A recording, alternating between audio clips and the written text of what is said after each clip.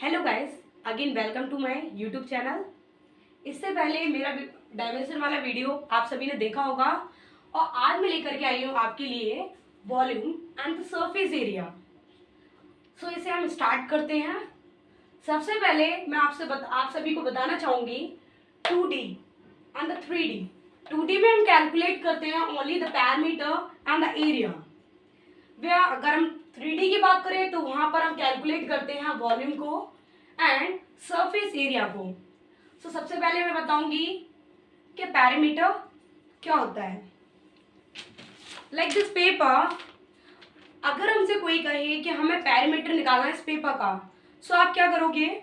जैसा कि आप जानते ही हो 2D में क्या होता है, लेंथ और ब्रेथ होता है। केवल दो ही चीजें पाई जाती हैं। हाइट उसकी नेग्लिजिबल है या फिर हाइट होती ही नहीं है, हम ये बोल सकते हैं। सो यहाँ पर हमें पैरामीटर निकालना है, मीन्स इसकी आउटर कवरिंग कितनी है, मीन्स इसकी बाउंड्री कितनी है, उसकी लेंथ कितनी है, वो उसका पैरामीटर कहलाएगा। किसी ने कहा कि इसका हमें पैरामीटर निकालना है तो हम क्या करेंगे, ये लेंथ प्लस ये लेंथ प्लस ये इन चारों की लेंथ को जब हम ऐड कर लेंगे तो वो क्या हो जाएगा, इसका पैरामीटर हो जाएगा। तो ये तो रही पेपर की बात। अब कोई भी हमारे पास कोई भी फिगर हो 2D, उसमें क्या है, हम इजीली क्या कर सकते हैं, उसका पैरामीटर निकाल सकते हैं। लाइक दिस बोर्ड की बारे में किसी ने कहा कि हमें बोर्ड का क्या करना है, पैरामीटर निकालना है। सो हम क्या करेंगे, this side, this one and this one is also, जितनी भी साइड्स है सब साइड्स को ऐड कर लेंगे, उनकी सारी लेंथ्स को ऐड कर लेंगे, उसका क्या हो जाएगा, parameter. And when someone says that you have to calculate the area, then how can we calculate the area? So area means, अभी ये जो आउटर कवरिंग रही वो तो हमारा पैरामीटर हो गया। अब इसके अंदर का जो रीजन है, whole the region, that is called the area. Okay, got it students? This whole space is known as the area. So आपको समझ में आया होगा कि एरिया क्या है और पैरामीटर क्या है। और नेक्स्ट 3D में हम क्या कैलकुलेट करते हैं, क्योंकि इसकी हाइट होती है। अगर यही पेपर के ऊपर पेपर हम कई सारे रखते जाएं तो इसकी एक हाइट, एक पीक तक पहुंच जाएगा, इसकी हाइट हो जाएगी। मान लीजिए कि ये क्या है, ये मेरे पास बॉक्स है एग्जाम्पल के लिए, sorry guys, like okay, so I have this paper। अगर मैं इन पेपर्स को ही एक के ऊपर एक पेपर रखते जाऊं, एक के ऊपर एक पेपर रखते जाऊं, तो वो क्या हो जाएगा, एक हाइट तक पहुंच जाएगा, वही उसकी क्या हो जाएगी, length. Like this book, Rohini book, okay, so this book, इसकी आपको हाइट दिखाई दे रही है, देखिए। सो ये माइनर हाइट है। अभी मेरे पास मुझे कोई चीज नजर नहीं आ रही जिसकी थोड़ी ऊंची हाइट हो, लेकिन आप इससे समझ सकते हो कि इसकी क्या हो गई, ये हाइट हो गई, ये थोड़ी सी हाइट ही आपको दिखाई दे रही है, उससे आप ये जान सकते हो कि ये क्या हो गया, हमारा 3D हो गया, ये क्या हो गया, हमारा 3D हो गया। तो 3D में हम क्या निकालते हैं, वॉल्यूम निकालते हैं और सरफेस एरिया निकालते हैं। So first you have to know what is volume. So volume, the amount of space that something contain or fill, that is known as the volume।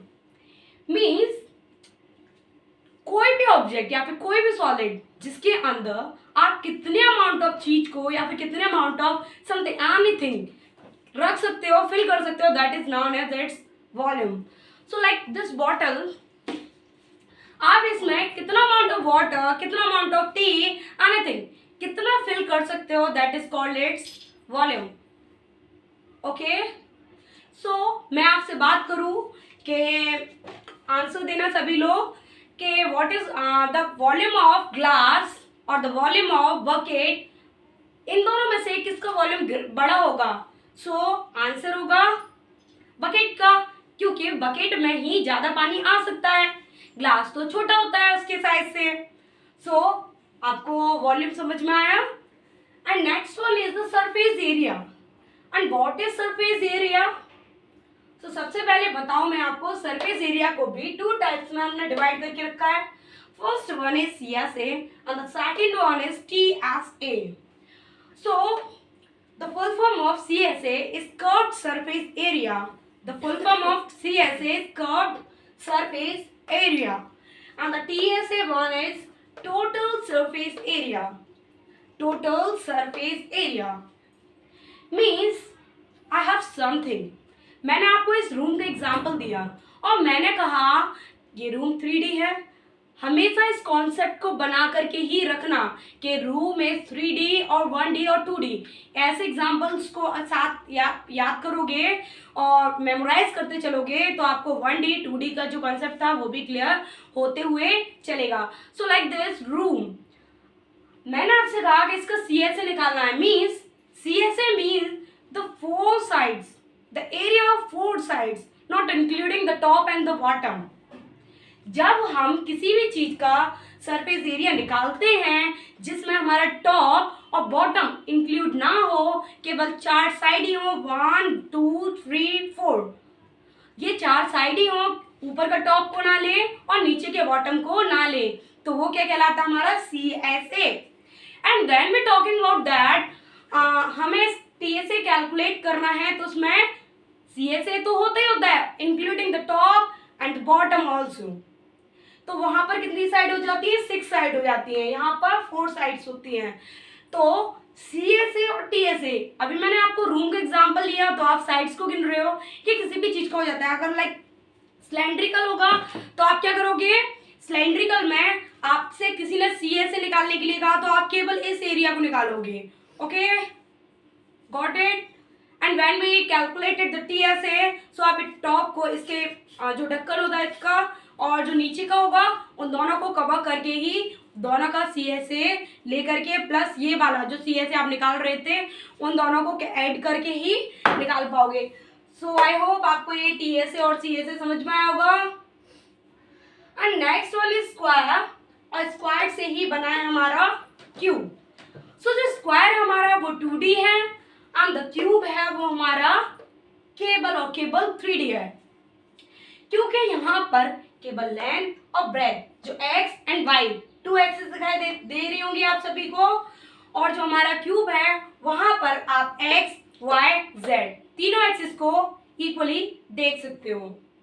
So next video में मैं आपको इनके फॉर्मूले और इनका जो भी डिफरेंस है उन सारी चीज़ों में डिफरेंस बताऊंगी।